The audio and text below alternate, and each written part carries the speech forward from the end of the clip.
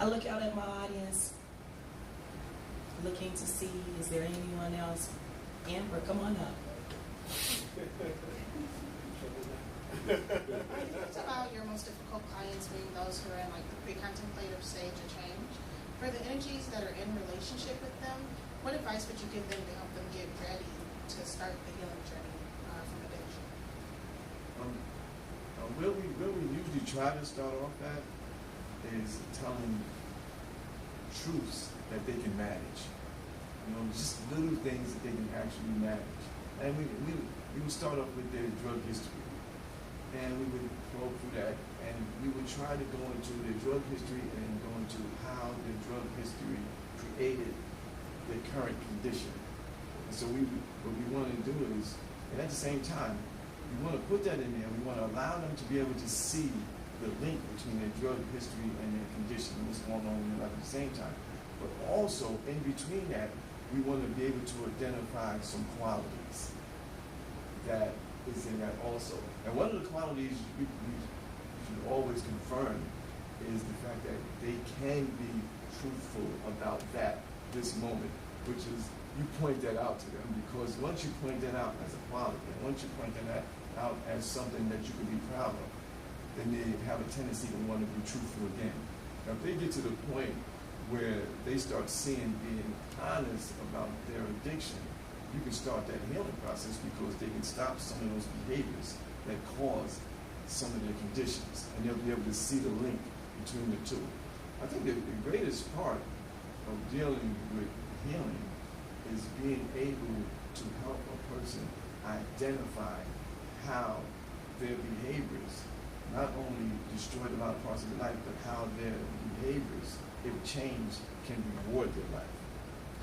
Their behaviors and their actions and their decision makings alone can actually bring them a life of success, harmony, serenity, and things of that nature.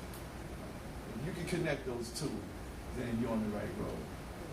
I have a program right now, and my clients are, I would say, the most difficult clients you can get. My clients are mental illness, substance abuse, and they have antisocial tendencies because they're coming out of the court system. However, for the last year and a half, I developed and designed a intensive program for the mentally ill for substance abuse, and I just wrote up a paper pointing out the success of the program. And I run this program by myself, and I have an 85% success rate in this program. That's pretty much unheard of. And out of the 23 people who came to my program from the DOC, from the Departments of Corrections, only one person went back to jail. And the other people are in apartments, transitional housing. A couple of them actually work as my assistants. So it's not so much the program, it's the intimacy of the relationships that I develop with them, because I treat them with dignity all the time. All the time. Respect, dignity. I treat them like I would treat myself. They see them as they see me, and when they look at me, they go, yeah, I can do that too. And these are people with mental illnesses, substance abuse. These are people 40 years old, middle age. They walk into the program, they had no idea that their life can ever change, never thought about it, wasn't considering it until they just got a light. Now that light comes through my higher power, through me, through them.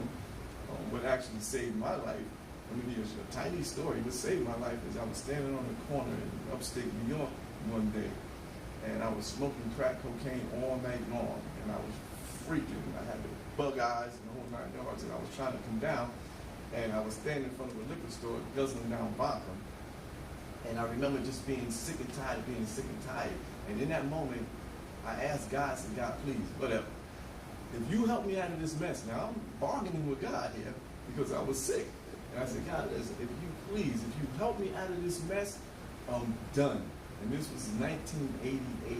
And just as I said that, 2 minutes later, a friend of mine came walking around the corner. He happened to have a card in his pocket to a drug and alcohol counselor. I went to a phone booth, then called this counselor up. The counselor said if I can stay clean for 4 days, they give me a bid. I've never used a drink or drug since then. Now that's God.